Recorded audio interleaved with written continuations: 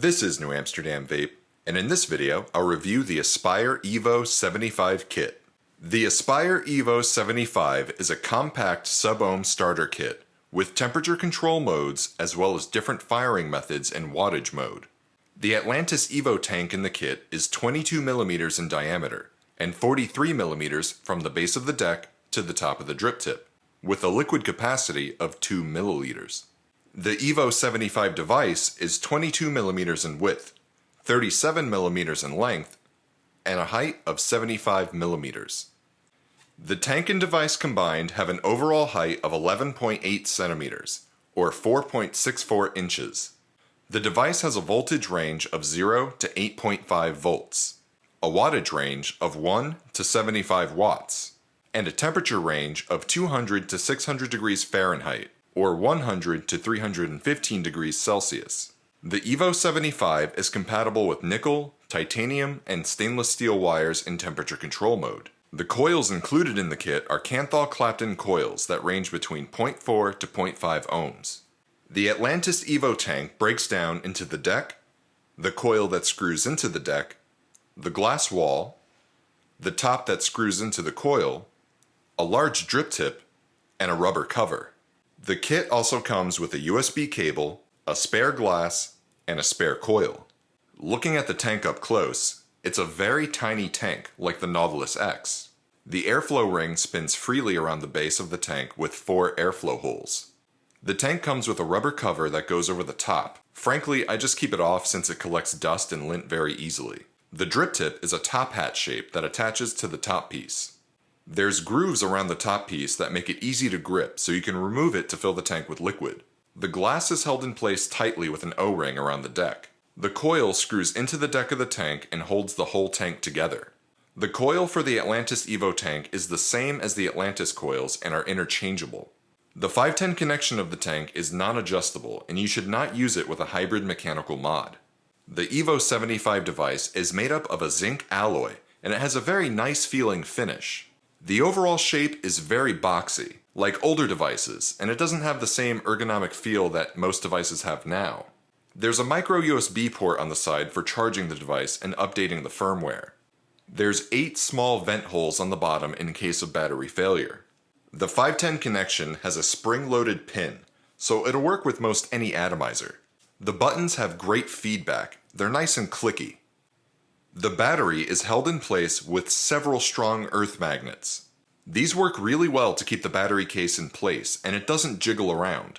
There's markings for the positive and negative leads of the battery on the device and the battery holder. The positive contact on the device has a small spring to help it make contact, while the negative contact is a solid contact. One really nice thing about the battery holder is that if you try to place it in the wrong way, it won't fit into the device. This will help prevent anyone not paying attention from reversing the polarity on the battery when it's placed in. When putting in the battery, make sure the positive and negative contacts are in the correct position. The screen has an auto flip feature, so it'll flip in orientation depending on how you hold it. This is a nice feature, but it can be a bit annoying if you're looking at the screen at an odd angle and it's flipping around. The positive and negative buttons below the screen increase and decrease the wattage. Pressing the W button will scroll through various wattage modes like voltage mode, bypass mode, and 3 custom firing modes. Each of these modes will show a small graph that will indicate how the coil will fire. The higher on the graph, the more wattage to the atomizer. This allows you to use a pulse firing draw, a draw that will rise and drop in intensity, and a draw that will sharply rise in wattage, then drop off. Pressing the T button will scroll through the temperature control modes for different wires and 2 custom settings. The device will automatically lock the resistance when a temperature control atomizer is attached. Holding the W and plus button together locks the device. This will lock all the settings, but it will still allow you to fire the coil. Holding the W and minus button will put on the child lock. This will prompt you for a passcode to lock and unlock the device.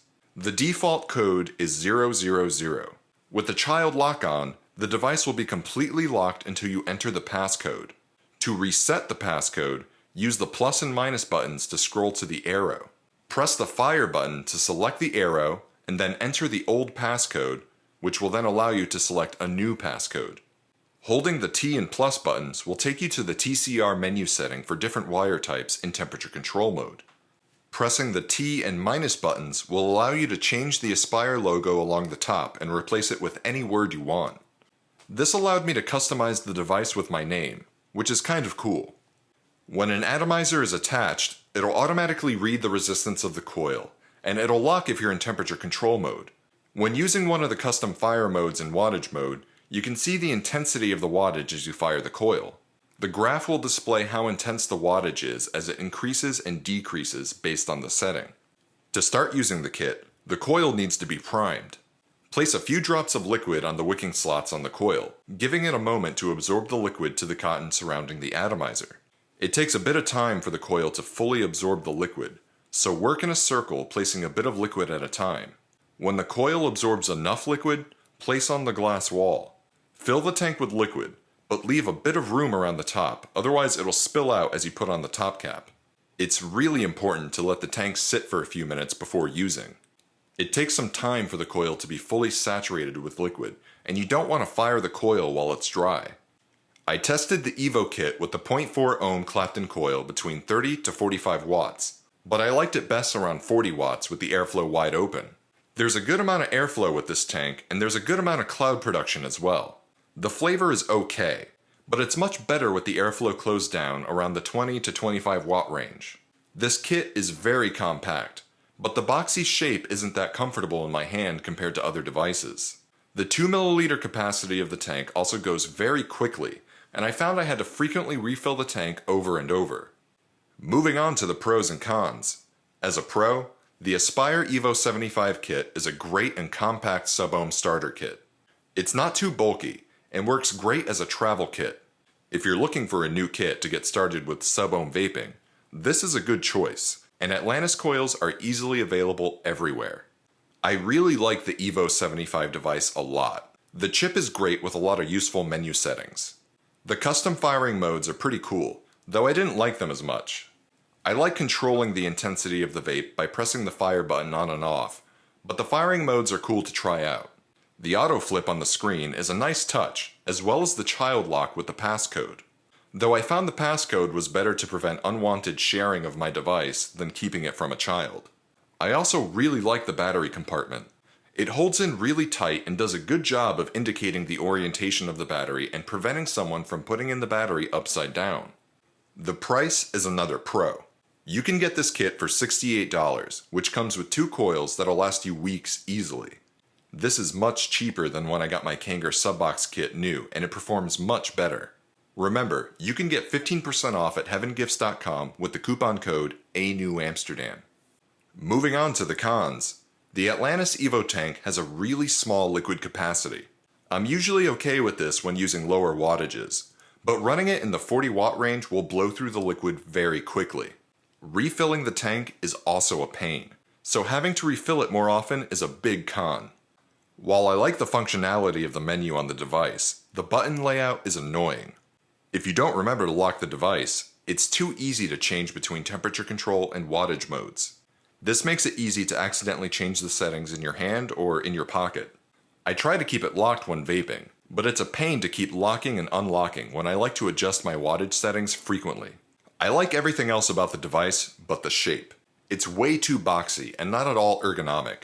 I've gotten used to rounded devices that fit well into my hand, and having a regular box shape feels so 2014.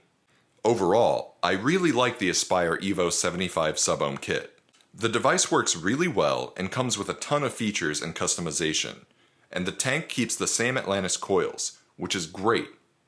This is New Amsterdam Vape, and if you found this video helpful, please like, comment, and subscribe.